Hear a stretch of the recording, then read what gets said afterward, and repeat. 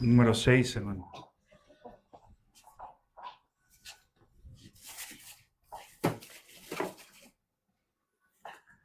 El día de hoy, hermanos, pasaremos a la lección número 6. Y esta tarde, hermanos, me gustaría que dentro de nuestro estudio consideráramos una de las doctrinas que creo yo más consoladoras para la vida del creyente. Pero al ser de las más consoladoras también, hermanos, de las más profundas de la fe cristiana. El día de hoy, en la lección 6, estaremos abordando la doctrina de la providencia. El gobierno sabio de Dios, hemos titulado esta lección. Durante 5 lecciones anteriores, hemos afirmado, conforme a la Escritura, mi hermano, que Dios ha decretado todas las cosas desde la eternidad.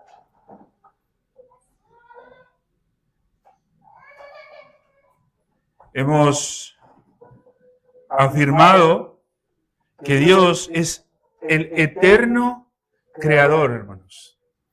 Dios, el eterno creador del mundo. Y esa creación, hermanos, fue con total poder soberano.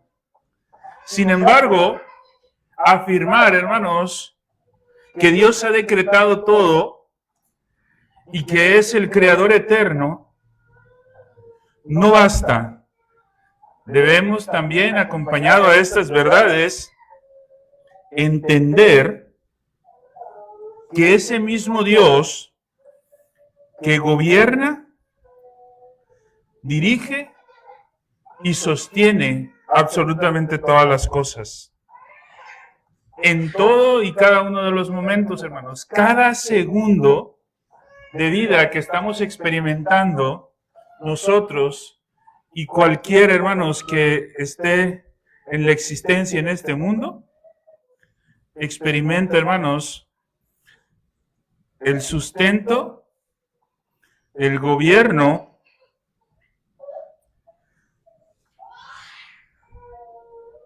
y la dirección de Dios en todas las cosas. Pero me gustaría, hermanos, que entendiéramos de forma correcta a qué se refiere esto, hermanos. Para no ver o no entenderlo, hermanos, de forma equivocada. Primero, tenemos que la Escritura nos presenta a un Dios que crea. ¿Sí? Pero no lo deja ahí, hermanos.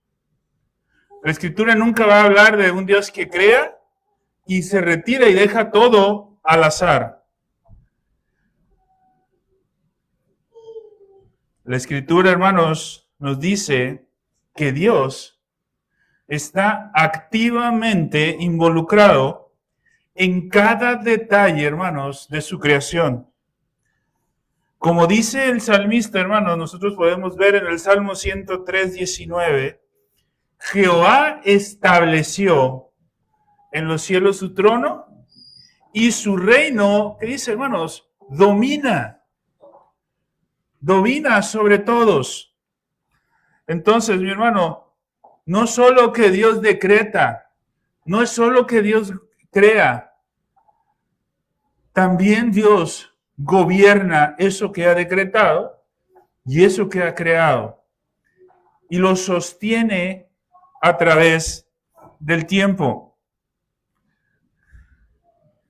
Y ahora, esta verdad, hermanos, la relacionamos con la respuesta a la duda del salmista en el Salmo 121, 2 y 3. ¿De dónde vendrá mi socorro?, pregunta el salmista. Y la respuesta es, mi socorro viene de Jehová, que hizo los cielos y la tierra. No dará tu pie al resbaladero, ni se dormirá el que te guarda. Fíjense, hermanos, como les decía ahorita, una de las doctrinas más profundas, pero al mismo tiempo más consoladoras, en donde pone su socorro el salmista, hermanos, en la providencia de Dios, en el cuidado de Dios de todas y cada una de las cosas. Y lo maravilloso de esto, hermanos, es que Dios no solamente gobierna, no solamente es un gobierno, hermanos, en lo grande, también, hermanos, es un gobierno en lo pequeño. Nuestro Señor Jesucristo afirma con claridad en Mateo 10:29, hermanos, no se venden 2 pajarillos por un cuarto, con todo, ni aún uno de ellos cae a tierra sin vuestro Padre. Entonces, Dios gobierna, hermanos, desde lo más pequeño que existe hasta lo más grande, hermanos. El gobierno de Dios ha pasado, hermanos, desde el primer día de la creación hasta la crucifixión de nuestro Señor Jesucristo, su resurrección de entre los muertos, y hasta este momento que decidimos quizás hoy por la mañana el levantarnos para venir a congregarnos. Todo está en absoluto gobierno de nuestro Dios. Si Dios es el que gobierna todo, tanto lo pequeño como lo grande, la providencia divina, hermanos, no hace referencia a que algún evento se le pueda escapar a Dios. Por más insignificante que parezca, cualquier evento que suceda, hermanos, este está bajo el gobierno sabio de nuestro Dios, hermanos, por más insignificante que sea. La providencia divina, entonces, puede entenderse, hermanos, y me gustaría el día de hoy que la entendiéramos en 3 aspectos, hermanos. Y aquí vamos a basar un poco el desarrollo de la lección del día de hoy, de la enseñanza del día de hoy, hermanos. Hay 3 aspectos de la providencia de Dios, hermanos, que tenemos que entender de forma correcta para afirmar bíblicamente lo que es la providencia divina, hermanos. Tenemos la preservación, tenemos la concurrencia y tenemos el gobierno de Dios. 3 aspectos que no son lo mismo, pero que cada uno de ellos, hermanos, converge dentro de la doctrina de la providencia de Dios. Y cada uno de estos aspectos, hermanos, son los que le dan esa paz al salmista cuando se pregunta ¿de dónde vendrá mi socorro? Precisamente, hermanos, su socorro proviene de que Jehová preserva, concurre y gobierna absolutamente todo eso. Y ahorita vamos a ver qué es cada una de estas. Tenemos, hermanos, en primera instancia, preservación. Dios, hermanos, preserva todas las cosas en su existencia. Si Dios, hermanos, y esto lo mirábamos en días anteriores, si Dios retirara su mano, no sería un colapso, hermanos, poco a poco. Si Dios retirara su mano soberana sobre la creación, si Dios retirara su favor, hermanos, absolutamente todo dejaría de existir inmediatamente, hermanos. En menos de un milisegundo, hermanos. No sé si el término sea correcto, hermanos, pero ¿sí me explico? En menos tiempo que eso, hermanos, la existencia dejaría de existir si Dios quitara su mano soberana sobre todo. El apóstol Pablo dijo, hermanos, en Hechos 17:28, que en Él vivimos y nos movemos, dice, pero también somos. Solamente en Dios, solamente en Cristo vivimos, nos movemos y somos. Entonces, hermanos, ¿quién preserva todo? Dios. Esa es una verdad innegable, hermanos. No podemos retirar de la doctrina de la providencia y del entendimiento bíblico que Dios gobierna absolutamente todo y lo preserva. Dios preserva absolutamente todo. Bueno, hermano. Pero aquí hay que tener mucho cuidado. Porque así como Dios, hermanos, preserva todo, su providencia, por determinación divina, por voluntad de Dios, ocurre a través de la concurrencia. ¿Y qué será la concurrencia, hermano? ¿A qué hará referencia la concurrencia? Fíjate qué maravilloso, hermano. Dios no solamente preserva, Dios también concurre. ¿Qué quiere decir concurre, hermanos? Que Dios concurra quiere decir que Dios obra en y a través de causas secundarias. ¿Quién es la causa primaria de todo, hermanos? Lo hemos estado estudiando, el acto puro, la causa no causada. ¿Quién es el que crea todo y que origina todo? Dios, la causa primera. Qué maravilloso, hermanos, la forma en la que Dios obra, que Él concurre, que todo pase, obrando en y a través de las causas secundarias. Lógicamente, hermanos, solamente puede haber una causa primera. Solamente puede haber un acto puro. Entonces solamente puede haber un ser que haga esto. Y ese ser es Dios, hermanos.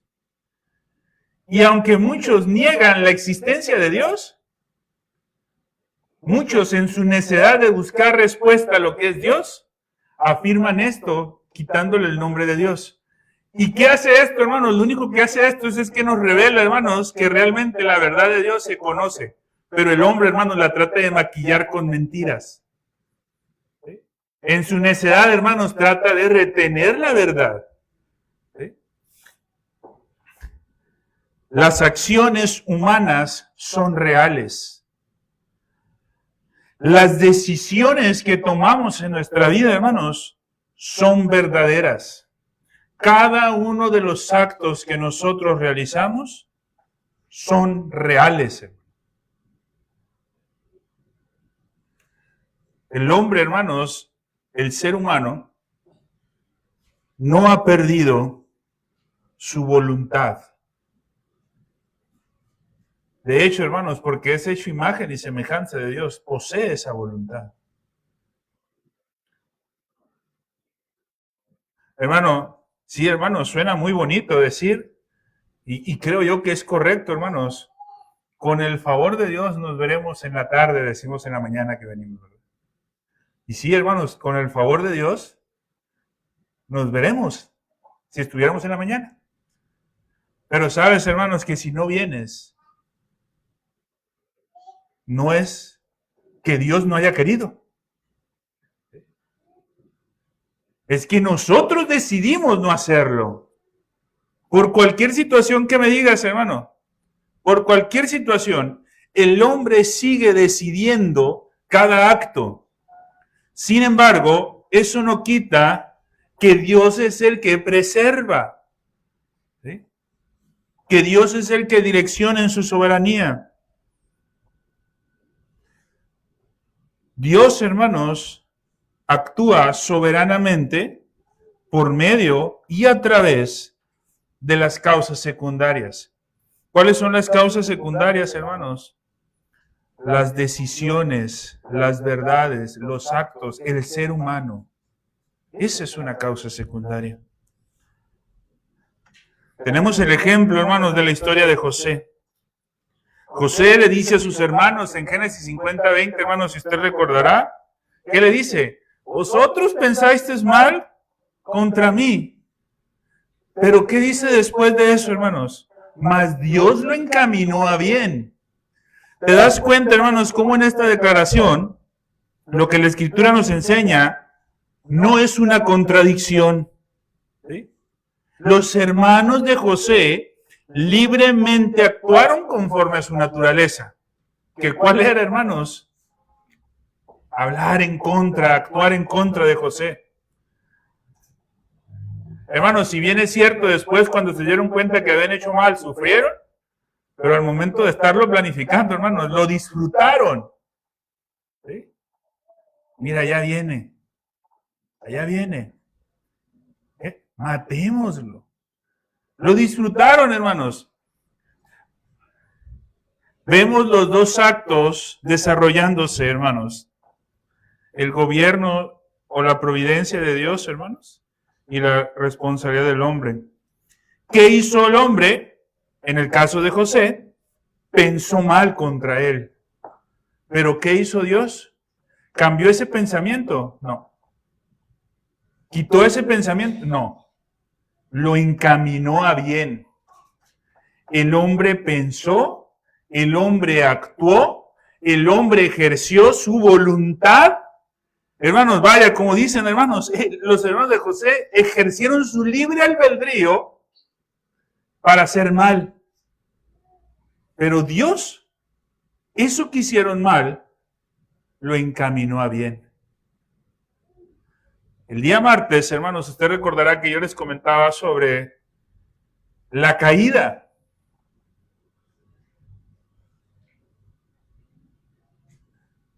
Mi hermano, no excusamos a Adán, ni cada uno de nosotros en Adán, no nos excusamos por esto.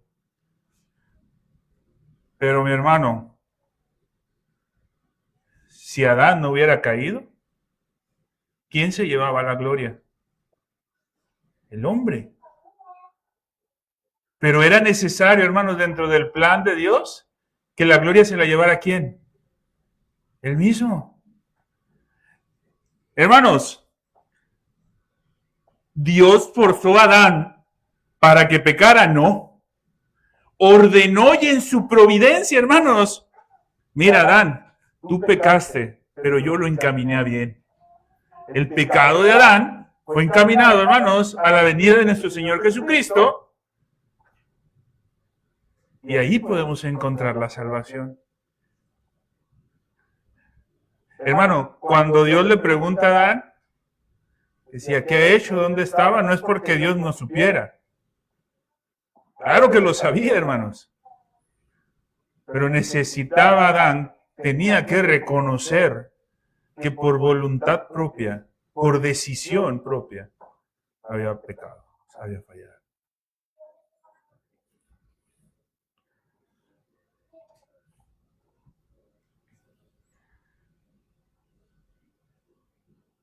El hombre actúa libremente conforme a su naturaleza, pero Dios gobierna el resultado conforme a su propósito. Qué maravilloso, hermanos. Y allí es donde encuentra consuelo el salmista, en que el hombre actúa, pero cada acto del hombre, Dios lo encamina hacia su propósito eterno. Tercero, hermanos, gobierno.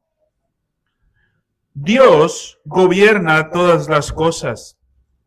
No hay nada, como lo hemos dicho, que ocurra fuera de su voluntad. El profeta Isaías lo declara, hermanos, en Isaías 46:10, yo anuncio lo por venir desde el principio, dice.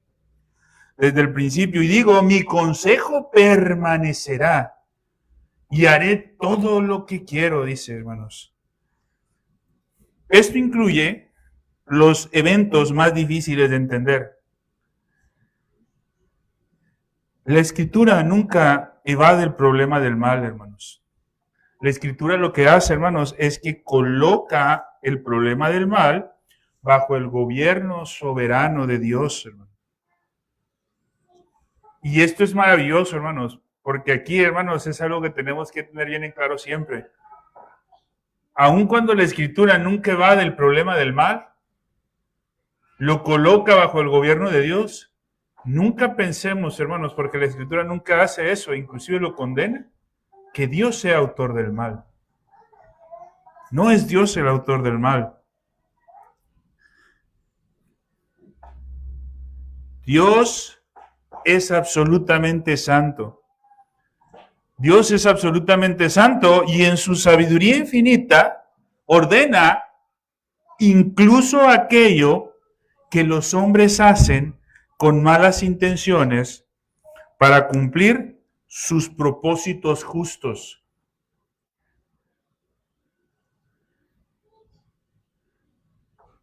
Hermano, todas las mañanas, los domingos, tenemos un tiempo de oración por las autoridades civiles.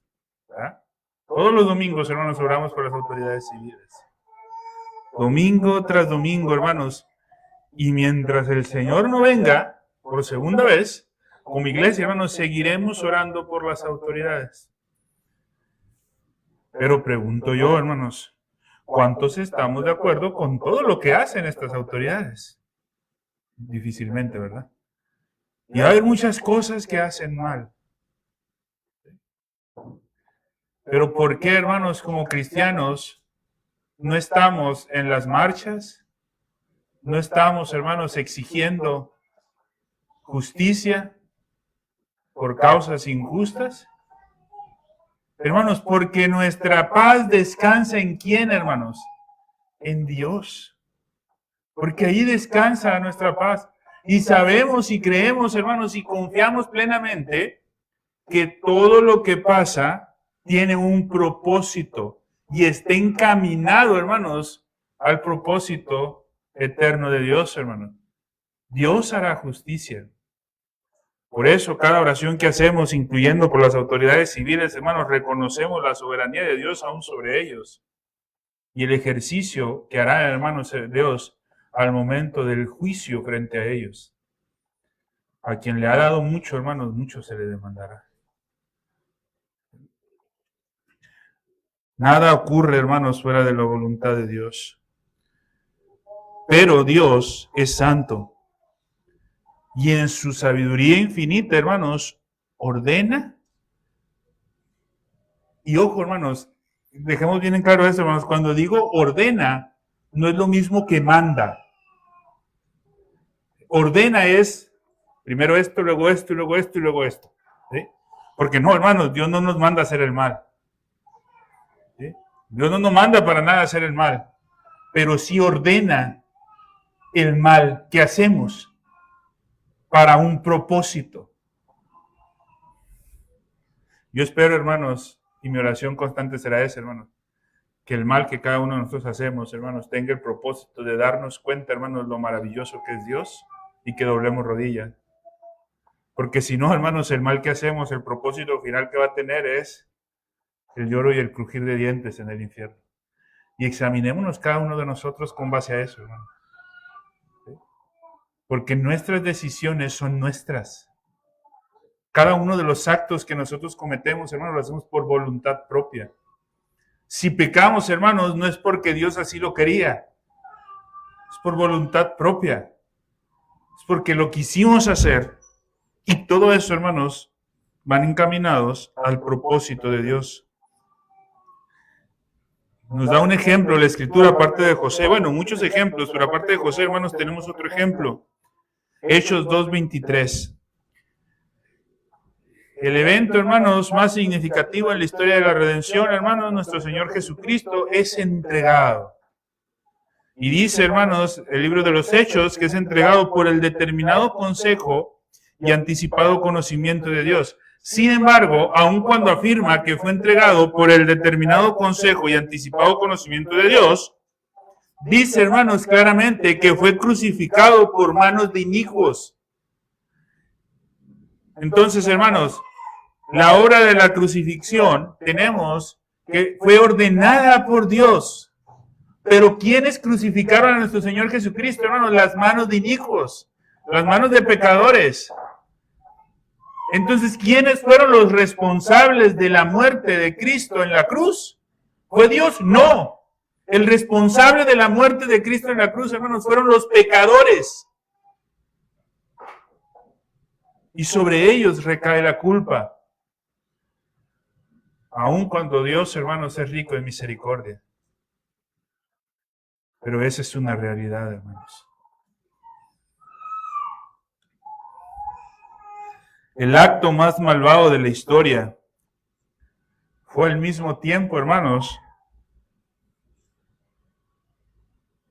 una de las depravaciones o de las maldades más grandes que pudiera cometer el hombre, pero al mismo tiempo el cumplimiento del plan perfecto de redención. Date cuenta de estas dos verdades, hermanos.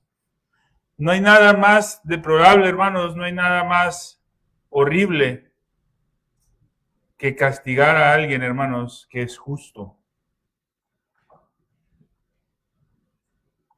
Sin embargo, hermanos, en ese suceso se cumplieron esas dos cosas. Lo terrible de hacer el mal, pero al mismo tiempo, hermanos, la perfección del plan de redención. Date cuenta, hermanos, si nuestro Señor Jesucristo no hubiera sido crucificado por manos de inicuos, el plan no hubiera sido perfecto, hermano. Dios, hermanos, concurrió en ese acto, ordenándolo de tal manera que sucediera así. Hasta aquí, hermanos, la doctrina de la providencia debería de llevarnos a humillarnos, pero al mismo tiempo, hermanos, a confiar. Humillarnos y confiar, pero, hermanos, me gustaría detenernos un poco y corregir algunos errores muy comunes en este tiempo, hermano. En nuestros días es innegable, hermanos, que la iglesia, específicamente en México,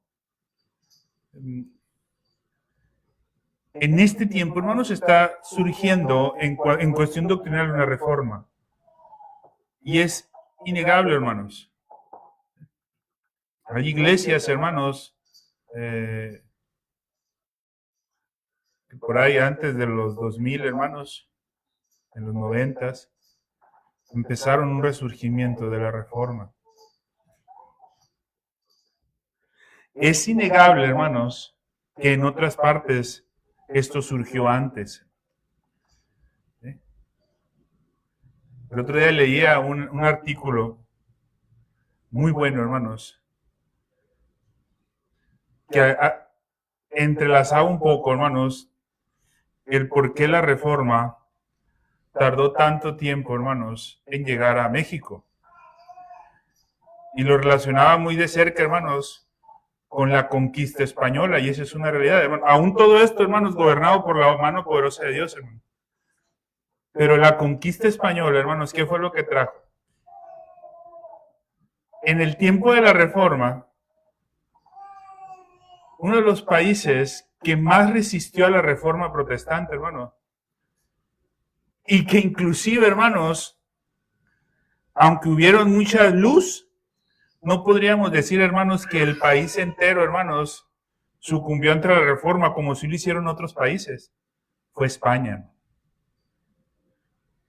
En la época de la Reforma, hermanos, no encontramos una reforma tan fuerte como se vio en Inglaterra, como se vio en otras partes, hermanos, como en Suiza, como en otras partes, en España. Por diversos elementos, hermanos, quizás a lo mejor tú puedas decir, es que la Inquisición estaba muy fuerte en España. Sí, a lo mejor sí. Pero había más cosas de fondo, hermanos, que a lo mejor no es tema de hoy. Pero curiosamente, hermanos, esto vino, ¿y quién fue quien nos conquistó, hermanos? España. ¿Por qué, hermanos, el grueso de la población en México es católico romana? Porque, hermanos, fuimos conquistados por España. Y España, hermanos, tiene un cimiento católico romano muy fuerte. Y eso fue lo que trajo, hermanos, y de esa manera conquistó. Incluso los lugares, hermanos, donde la espada no podía convencer, ¿qué hicieron? Religión. Donde la espada de plano no podía, metieron religión. Y eso fue moldeando, hermanos. Sin embargo, en ese despertar, hermanos, que se está dando acá y sobre todo en México, empezamos a encontrar muchas ideas que, si bien es cierto, hermanos, parten en una apariencia reformada, son peligrosas. Porque no son reformadas. Y en todos los sentidos. Y estos errores, hermanos, me gustaría que los identificáramos muy bien, hermanos. Usted recordará, hermanos, cerca de 3 años estuvimos estudiando todo lo referente al teísmo clásico. ¿Sí se acuerda de esto, hermanos? El teísmo clásico. La doctrina clásica de Dios, hermanos. Las afirmaciones sobre el ser y la naturaleza de Dios, hermanos. Hermano, ¿por qué duramos tanto tiempo estudiando esto? Porque decíamos, hermanos, que la doctrina de Dios direcciona nuestro entendimiento y toda la demás doctrina. Si nuestra doctrina de Dios sobre la naturaleza de Dios es deficiente, ¿qué va a pasar, hermanos? Todo lo que entendamos después es deficiente. Esa es la razón, hermanos, por la cual nuestra Confesión de Londres, después, inmediatamente después de hablar de las Sagradas Escrituras, para partir, hermanos, pedagógicamente el entendimiento de que ahí parte todo el conocimiento, empieza con Dios. Esa es la razón, hermanos. ¿Por qué? Porque el capítulo 2 de nuestra confesión nos va a decir cómo todos los demás 31, bueno, en este caso 30 versículos, se entienden bajo el segundo, 30 capítulos, perdón, se entienden bajo el segundo. ¿Y de dónde sale todo esto? Pues del primero. Ese es el orden, hermanos, pedagógico, por decirlo de alguna manera, de nuestra confesión. La doctrina de Dios direccionando todo. Cuando la doctrina de Dios falla, todo lo demás falla, hermanos. Absolutamente todo lo demás falla. Y ahí ese es un problema muy grande, hermanos. Por eso entender el teísmo clásico es realmente necesario. Pero, aún en ámbitos reformados, hoy se desconoce, y lamentablemente, hermanos, mucho en gran medida aquí en México, el teísmo clásico. Hermanos, se popularizó mucho en México que Dios no tiene pasiones, que Dios es inmutable, la aceidad de Dios. Se empezó a popularizar mucho esto. Pero hermanos, nunca nos empezamos a dar cuenta el impacto que tienen estas afirmaciones con toda la demás doctrina. No es exclusivo de México, hermanos, pero hay algo que se llama teísmo relacional, hermanos. El teísmo relacional es una contrapropuesta al entendimiento del teísmo clásico. Y en el teísmo relacional, hermanos, aun cuando afirman muchas verdades de la doctrina reformada, el problema con esto es que el teísmo relacional enseña que Dios se relaciona de manera dinámica con el ser humano y es afectado en cierta medida por esa relación. Pensamientos como, no hagas esto porque vas a entristecer a Dios. Ojo, la Escritura sí nos habla acerca de eso, pero ¿qué significa eso, hermano? ¿Qué significa ese el problema, hermanos? Significará lo mismo que lo malo que yo haga entristece a Dios, de la misma manera que lo malo que hagan mis hijos me entristece a mí como padre. ¿Significará lo mismo? No. ¿Por qué? Porque yo no soy igual a Dios. Pero en la interpretación que hicimos, hermanos, ¿qué fue lo que empezamos a aplicar? Esa misma idea. ¿Sí? ¿Cuántas veces no escucho quizás una explicación a un niño? ¿Eso que haces, verdad que me ofende a mí? Pues de la misma manera ofende a Dios. No, hermanos, porque Dios no es como nosotros. ¿Sí? Está otro, hermanos, que se conoce como el teísmo mutualista. ¿Sí? Este también, hermanos, ha sido adoptado bajo muchos ámbitos reformados. Este nos enseña que la relación entre Dios y el hombre es recíproca. Es decir, ambos interactúan.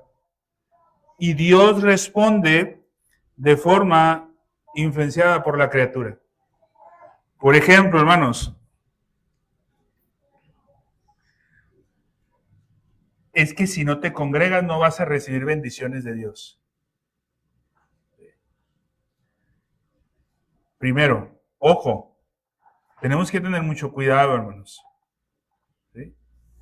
Las bendiciones de Dios, hermanos, no están dictaminadas por nuestra obediencia. Respirar es una bendición de Dios, hermanos.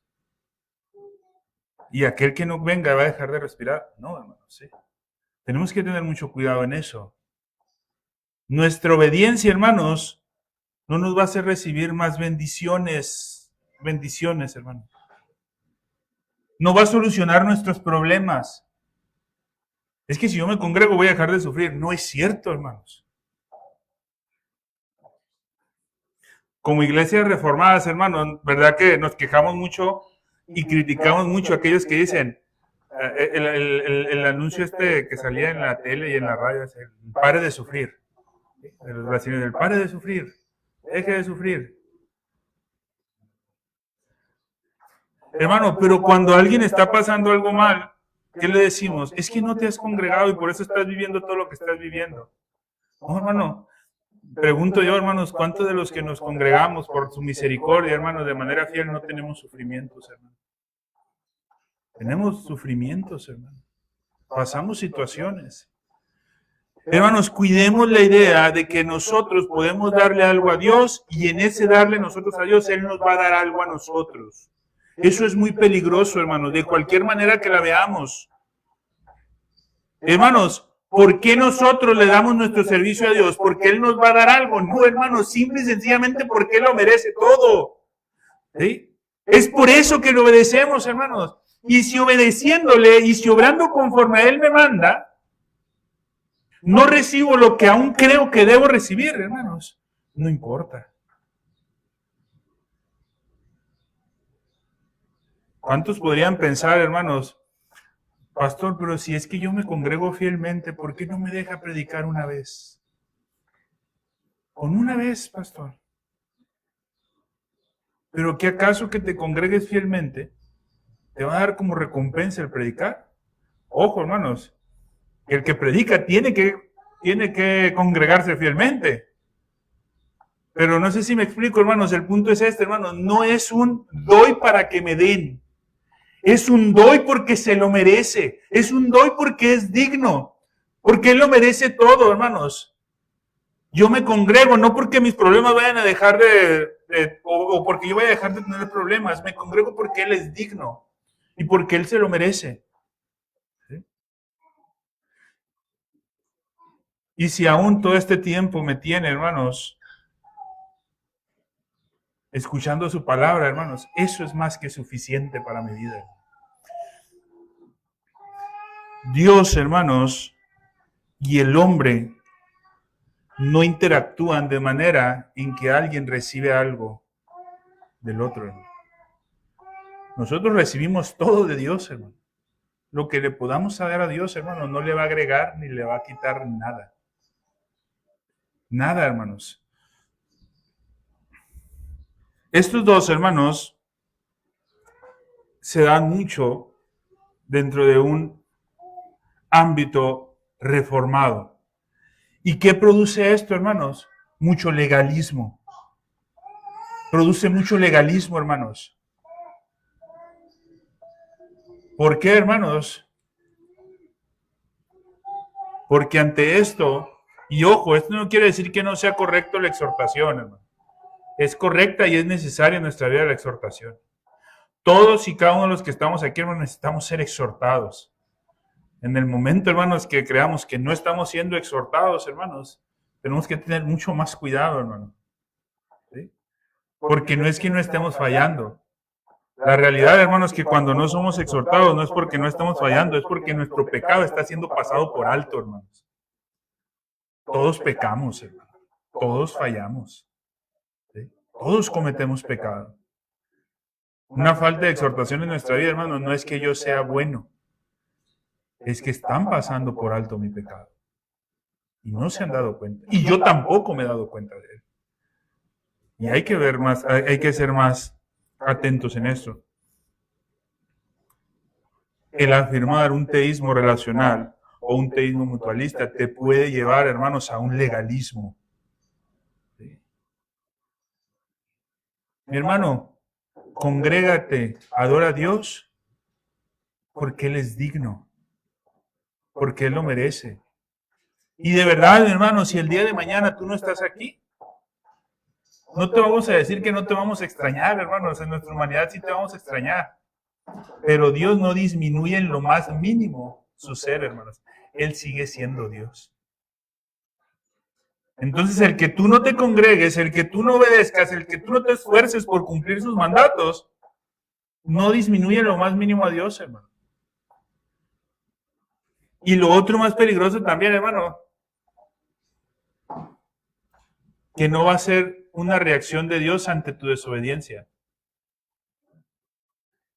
Hermanos, el que va al infierno, ya está, hermanos, condenado al infierno. Bueno, hermanos, aunque no sea, quizás no sea la forma más correcta, hermanos, pero el infierno no se gana. El infierno ya, hermanos, el hombre está direccionado totalmente al infierno. Y el cielo tampoco se gana, hermano. Alguien ya lo ganó por nosotros. Y en eso podemos nosotros encontrar esa paz, hermano. Pero hay otro, hermanos, que es más peligroso que estos dos. Hay algo, hermanos, que se conoce como el teísmo abierto. ¿Qué es el teísmo abierto, hermanos? Es la enseñanza de que Dios en su ser no conoce de forma exhaustiva el futuro. ¿Sí? ¿Por qué? Porque lo que existe no está completamente determinado. Mi hermano, tú puedes decir que entiendes o no entiendes la predestinación. Una cosa es decir que le entiendo o no le entiendo, pero no puedes decir que no es bíblica. Porque el que niega la predestinación, hermanos, está negando que Dios conozca el futuro. ¿Por qué, hermanos? Porque ¿cuál es la razón correcta por la que Dios conoce el futuro de todo?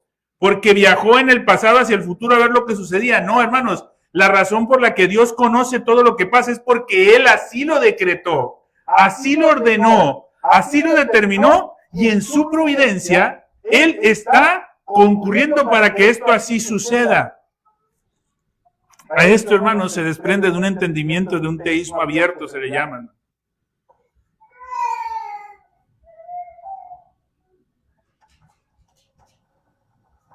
La oración del pecador, hermanos. Mientras no hagas la oración del pecador, no eres salvo. Mientras no levantes tu mano, no eres salvo. Acepta al Señor Jesucristo como tu Señor y Salvador. Mientras tanto, no te puedes salvar. Todo eso, hermanos, parte de un entendimiento de lo que es un teísmo abierto. El mal entendimiento de la presencia de Dios, hermanos, que muchos tienen, sobre todo más en un ámbito arminiano, parte, hermanos, de un teísmo abierto. Parte de ahí, hermanos. El no afirmar que Dios ya conoce todo. Y hay otro todavía más peligroso, hermanos, que a esta le llaman, hermanos, la teología del proceso. ¿Qué nos dice esto, hermanos? Que Dios está en constante cambio. Y va desarrollándose el mundo. Y por lo tanto, el mundo, hermanos, no es, o Dios, perdón, no es absolutamente soberano, ni inmutable. ¿De dónde sale esto? ¿En dónde podemos ver esto? Y a veces no nos damos cuenta cuando compartimos ciertas imágenes en redes sociales, hermano. Pero por lo regular, hermanos, cuando sale una imagen de un niño sufriendo, no nos damos cuenta muchas veces en las descripciones, y muchas veces en las descripciones dice, ¿dónde está Dios cuando esto pasa? ¿Dónde está Dios? O sea, todo eso, hermanos, ¿sí? Tenemos que tener mucho cuidado, hermanos, sobre eso. Mucho cuidado, hermanos. Dios es soberano. Dios es inmutable. No cambia. Aunque estas, hermanos, no son idénticas y algunas pudieran tener una apariencia más reformada en cierto aspecto, como el teísmo mutualista, hermanos, y ya lo vimos anteriormente a qué nos referíamos con eso. Todas parten de una misma idea, hermanos. Dios se relaciona con el mundo o con su creación de una manera que cambia, aprende o es condicionado por lo que ocurre en la historia. Una vez se lo platiqué, hermanos, por ahí salieron unos chinos escribiendo un libro. Los chinos siempre bien ocurrentes, hermanos. Donde decían que el verdadero Mesías, hermanos, era Judas. que el pueblo de Dios fue salvo por Judas, porque decían, ¿y qué tal que Judas no hubiera entregado a Cristo? Y de verdad, hermanos, parece broma, pero hay un libro, hermanos, que desarrolla toda esa historia, hermanos. Se me ahorita el nombre del libro, hermanos, hace como 7, 8 años me lo encontré por ahí en unas bibliotecas digitales, hermanos, y me llamó la atención, hermanos, porque hacía referencia. Judas, el verdadero Mesías. Dije yo, ¿cómo que Judas, el verdadero Mesías? Dice que Judas realmente fue el enviado. ¿Por qué? Porque sin Judas no hubiera podido, sin la traición de Judas. Y todavía termina diciendo, y mira, le costó hasta su vida. Hay otros hermanos que piensan también que debido a esto, como Dios, hermanos, reacciona al sufrimiento humano. Y hace poco, hermanos, empecé a escuchar algo de esto, hermanos, que alguien empezó a afirmar, que históricamente también muchos lo han afirmado, pero hoy empezó a hacer un poco más ruido, que Judas realmente era salvo. Y que el arrepentimiento que experimentó lo tiene en el... No sabemos, hermanos, en particular de cada uno, pero lo que sí sabemos, hermanos, es que por la palabra de Dios él fue dictaminado hijo de perdición. Y al ser hijo de perdición, hermanos, ¿sí?, la Escritura nos revela que ¿qué pasó con él? ¿Sí? Se perdió. Pero bueno, hermanos, no podemos afirmar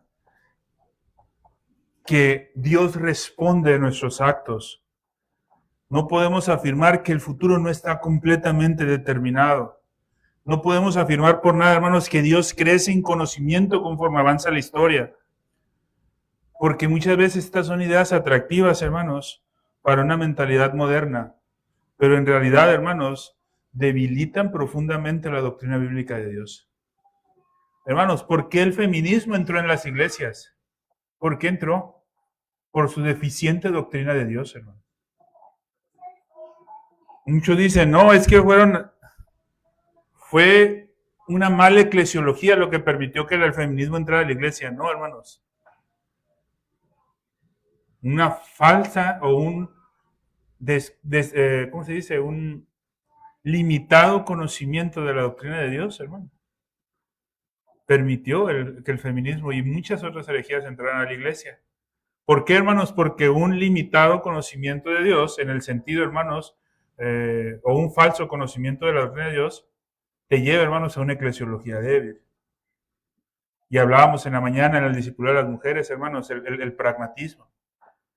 ¿Sí? Decíamos en la mañana, hermanos, es que como la mujer habla mucho el evangelio, ¿sí?, y lamentablemente, hermanos, para vergüenza lo digo, pero lamentablemente la realidad que vivimos es esa, hermanos. Es más fácil escuchar a dos mujeres hablando de la palabra de Dios que a dos varones, hermano. Hermanos, a mí hay gente que me ha dicho, es que nomás hablas de eso, no hablas de otra cosa. Cristianos, hermano. Y entre mujeres, hermanos, se da mucho esa plática, hermanos. ¿Sí? Lamentablemente entre varones muchas veces no se da. Lamentablemente, hermanos. ¿Sí? ¿Por qué, hermanos? Porque los varones preferimos hablar del fútbol, quizás a lo mejor del béisbol, ¿sí?, del deporte, de otras cosas, en lugar de hablar de temas espirituales. Pero decían, hermanos, como mucha gente se acerca a la iglesia porque la mujer comparte el evangelio, que ojo, hermanos, es necesario que la mujer comparte el evangelio, hermano. ¿Qué empezaron a decir? Pues hay que ponerlas en el púlpito. Porque el mensaje de las mujeres atrae gente. Entonces, si lo hacemos desde el púlpito, pues, pragmatismo, hermano. ¿Sí? Desviamos la verdadera mandato de Dios, hermano. Y ojo, no estamos diciendo que la mujer no pueda predicar el evangelio, hermanos. Es necesario que la mujer predique el evangelio. Es necesario. Pero hay un orden.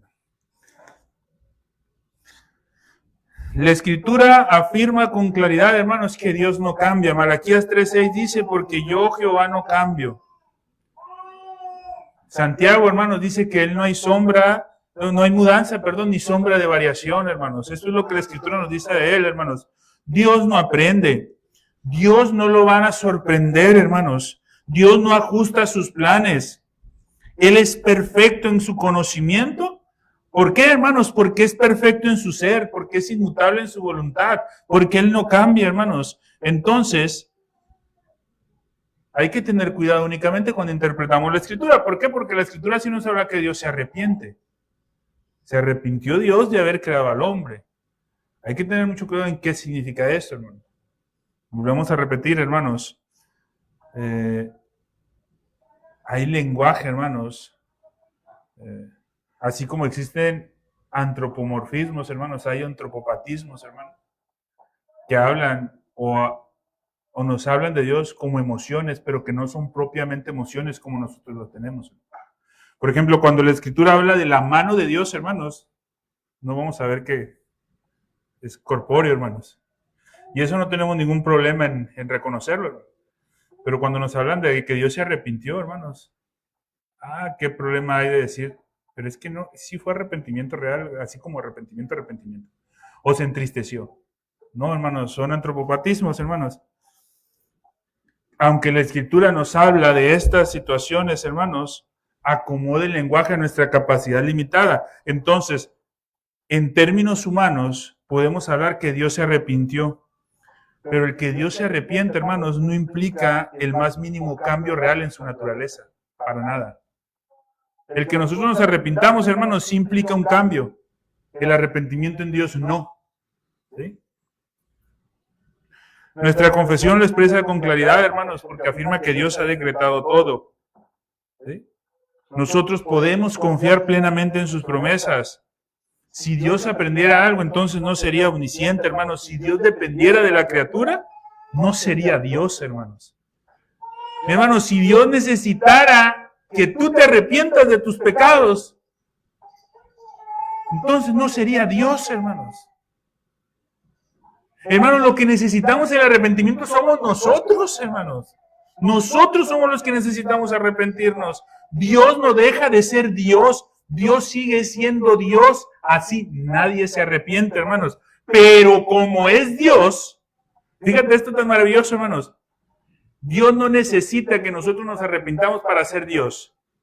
Aun si nadie se arrepiente, ¿sí? Dios sigue siendo Dios. Pero como Dios es Dios y Él ha decretado todo, Él determinó que un pueblo va a doblar rodillas sobre Él, hermanos. Y no estoy hablando de un pueblo como nación. Bueno, como una nación santa sí, pero no como una nación geopolítica. Entonces, en ese sentido, hermanos, Dios es quien establece el querer y el hacer, hermanos, en nosotros. Dios no cambia, hermanos. La doctrina de la providencia de Dios, hermanos, no es un ejercicio teológico y tenemos que cuidar eso, hermanos. La doctrina de la providencia de Dios debe ser un ancla para nuestra alma. Cuando enfrentamos sufrimientos, cuando enfrentamos incertidumbre, mi hermano, cuando enfrentamos dolor, recuerda, no estás a la deriva. No quiere decir que ya no vas a sufrir. No quiere decir que ya no vas a sufrir dolor. No quiere decir que ya no vas a sufrir incertidumbre. Lo que quiere decir, hermanos, es que aún con incertidumbre, dolor y sufrimiento, no estás a la deriva. Porque Dios, hermanos, te sostiene. Estamos bajo el gobierno soberano de Dios y ese gobierno es bueno y es perfecto, hermanos. Nada en la vida es accidental, hermanos. Nada escapa de su total control. Incluso aquello que no entendemos nosotros sigue siendo ordenado por aquel que hace todas las cosas conforme al designio de su voluntad, incluyendo aquello que no entendemos. Ay, Señor, pero ¿por qué a mí? Así es, hermano, así es. Ahora, esto no delimita nuestra responsabilidad. Ojo, hermanos.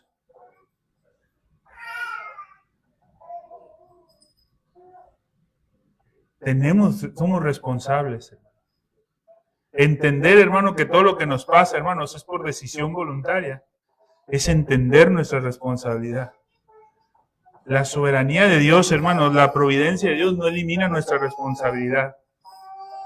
Y con esto, hermanos, voy a ir finalizando porque yo creo que es lo más importante, hermanos, que podemos llevarnos.